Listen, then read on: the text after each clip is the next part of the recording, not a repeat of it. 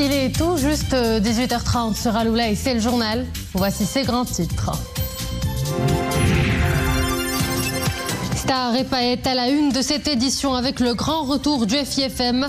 À cette occasion et dans un mot publié hier sur le site officiel du festival, Son Altesse Royale le Prince Moulay Rachid met en avant le rôle du FIFM dans la dynamisation de l'industrie cinématographique du Maroc et dans le développement de ses talents.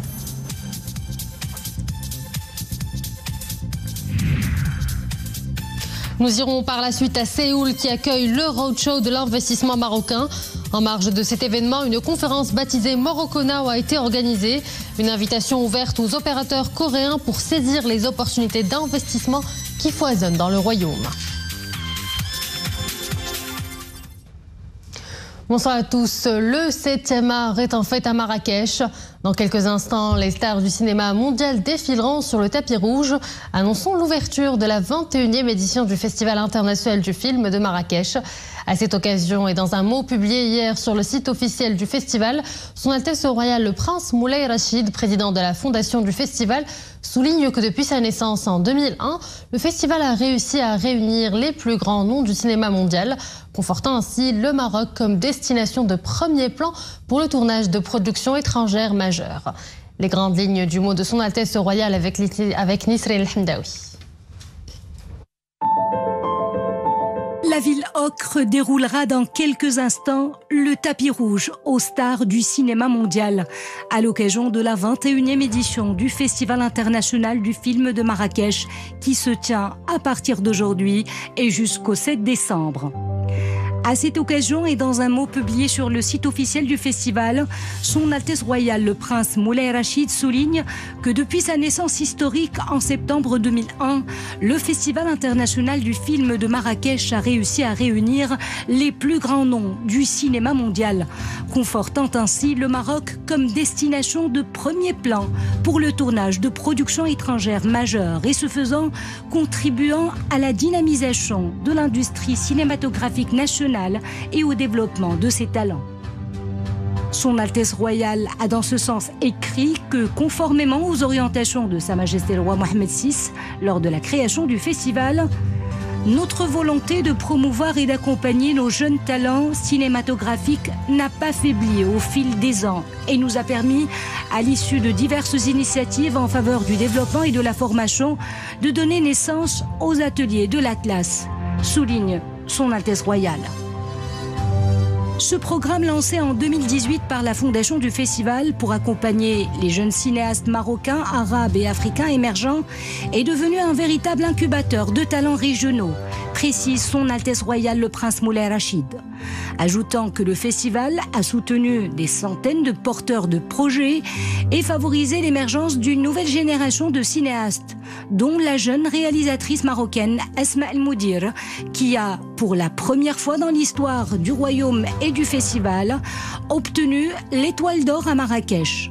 Son film La mère de tous les mensonges avait été précédemment soutenu par les ateliers de l'Atlas, où il avait été primé à 2 reprises, indique Son Altesse Royale. صدقوني كتبت هذه الكلمة منذ سنوات وسجلتها على هاتفي لأقرأها يوما ما على هذه الخشبة خشبة مراكش في ليلة احتفاء كبيرة كهذه. Son Altesse Royale le Prince Moulay Rachid soutient que cette expérience, qui sera certainement une source d'inspiration pour les générations futures férues de cinéma, constitue une suite logique de l'évolution de l'industrie du cinéma au Maroc, où le nombre de films produits dans notre pays est passé à 34 l'année dernière. Pour renforcer davantage l'écosystème cinématographique national, Son Altesse Royale souligne que le festival développe cette année le programme des ateliers de l'Atlas en lançant, entre autres, Atlas Station, une nouvelle initiative à destination des jeunes professionnels nationaux qui va les accompagner dans le développement de leurs compétences dans le but de s'ouvrir à l'international. En outre, Son Altesse Royale le Prince Moulay Rachid affirme que les critiques et journalistes de cinéma sont aussi au cœur de cette stratégie de développement, car leur apport est essentiel pour la carrière d'un film. Notant que ce grand événement programme des sessions de perfectionnement pour ces professionnels pour accompagner l'évolution de l'industrie cinématographique.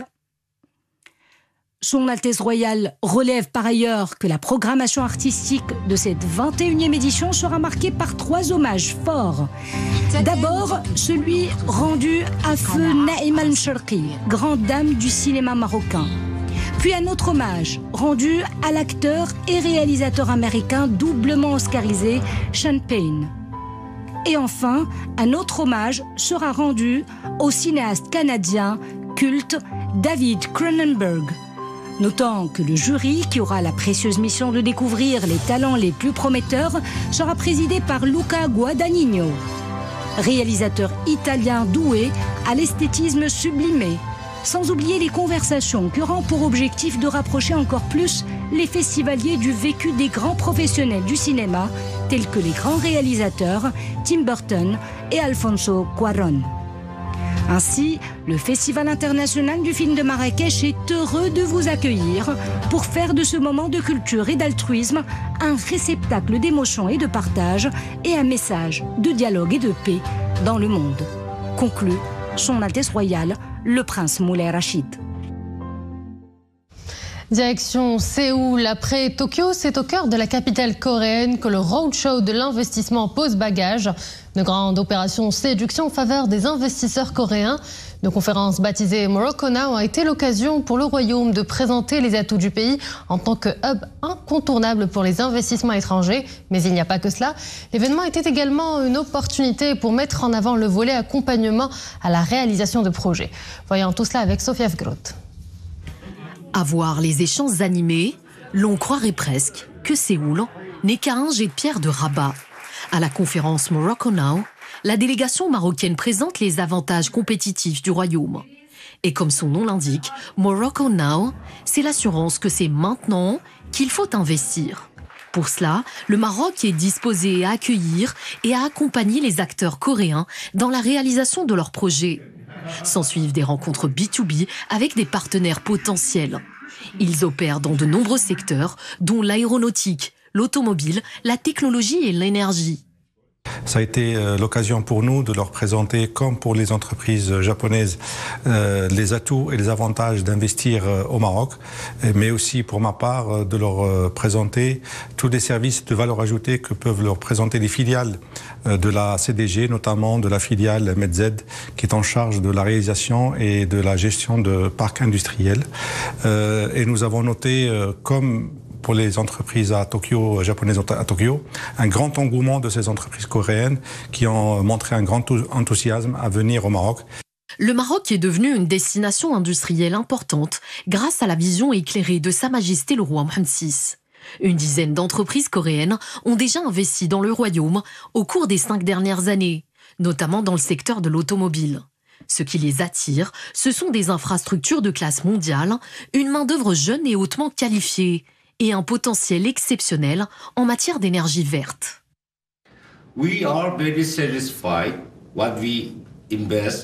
Nous sommes très satisfaits des résultats de notre usine à Tanger. Les Marocains sont sérieux et bienveillants et l'administration marocaine nous a beaucoup soutenus dans nos démarches. Nous avons obtenu de l'assistance de la part des pouvoirs publics marocains et nous en sommes satisfaits. Lors de la conférence d'aujourd'hui, nous avons présenté cette expérience et beaucoup d'autres investisseurs ont manifesté leur intérêt à venir s'implanter au Maroc.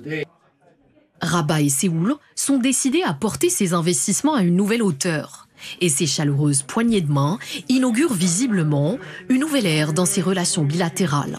C'est en tout cas l'objet de ces réunions tenues par le ministre délégué chargé de l'investissement Karim Zidane, avec le ministre coréen du commerce, de l'industrie et de l'énergie, et celui des terres, des infrastructures et des transports.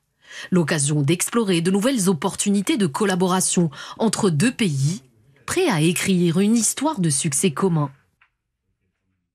Et Alice Deqi, directeur général de l'Agence marocaine de développement des investissements et des exportations, nous rejoint depuis Séoul.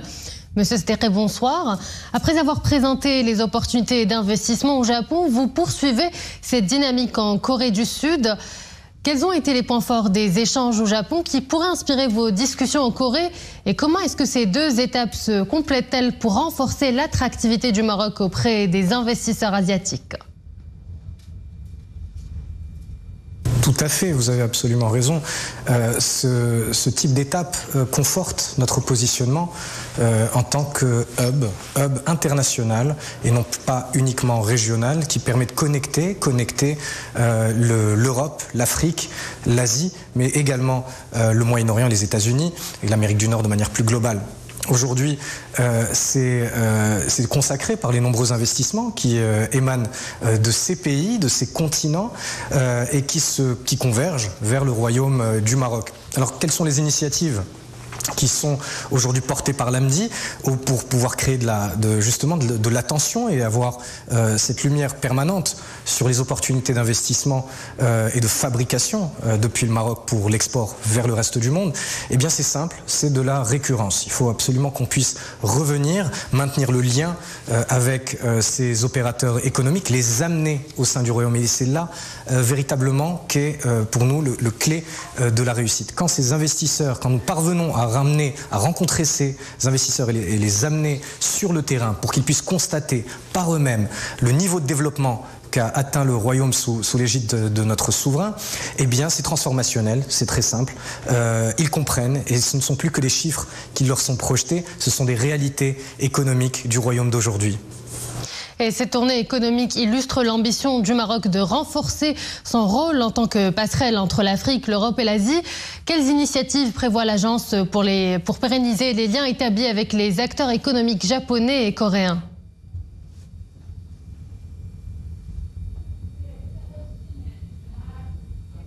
Les enseignements de cette première étape japonaise, c'est tout d'abord l'importance de la stabilité. La stabilité politique du Royaume du Maroc a été rappelée comme étant l'un de ses actifs les plus importants.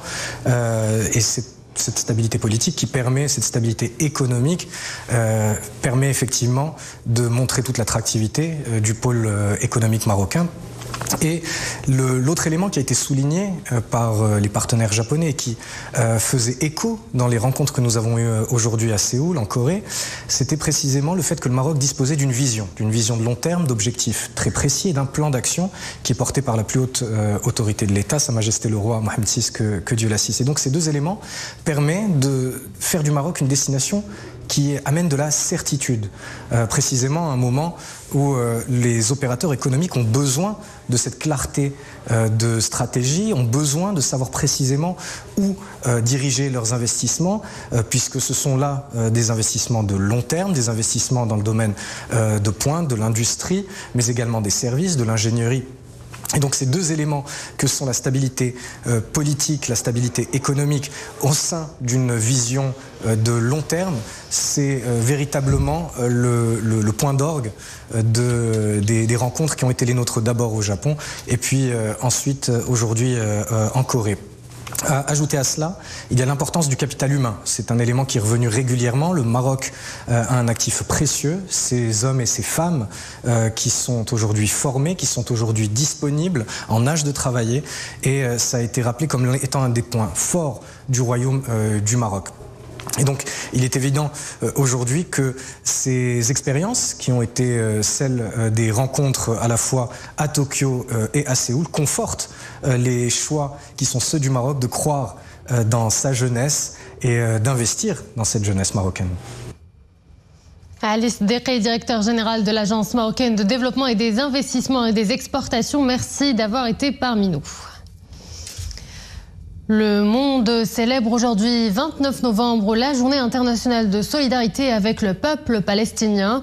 L'occasion pour nous de mettre en avant les efforts déployés par le Royaume pour la défense des droits du peuple palestinien et son engagement en faveur de l'établissement d'un État palestinien indépendant sur les frontières de 1967 avec Al-Quds Est comme capitale. La plus belle illustration de ce soutien, les différentes initiatives engagées par Sa Majesté le Roi, président du comité Al-Quds en faveur de la cause palestinienne. Tout récemment, Sa Majesté le Roi a adressé un message au président du comité des Nations Unies pour l'exercice des droits inaliénables du peuple palestinien, message dans lequel le souverain souligne que le Royaume du Maroc soutient toutes les initiatives constructives visant à trouver des solutions pratiques pour instaurer un cessez-le-feu concret et permanent et redresser la situation humanitaire dans les territoires palestiniens. Sa Majesté le Roi appelle également dans son message à plus d'actions communes pour soutenir et protéger les droits humains dans les territoires palestiniens, assurer l'application des résolutions onusiennes pertinentes, veiller au respect total des dispositions du droit international et du droit international humanitaire. Et sur le terrain, dans les territoires palestiniens, la violence ne connaît malheureusement pas de répit. Gaza est toujours sous le feu des bombes. Au moins 33 personnes ont été tuées ces dernières 24 heures, portant ainsi le bilan total depuis le début de l'offensive israélienne à plus de 44 300 morts. Une situation catastrophique pour l'Organisation mondiale de la santé qui met en garde contre de graves pénuries de médicaments, de nourriture, d'abris et de carburant dans la bande de Gaza, en particulier dans le nord.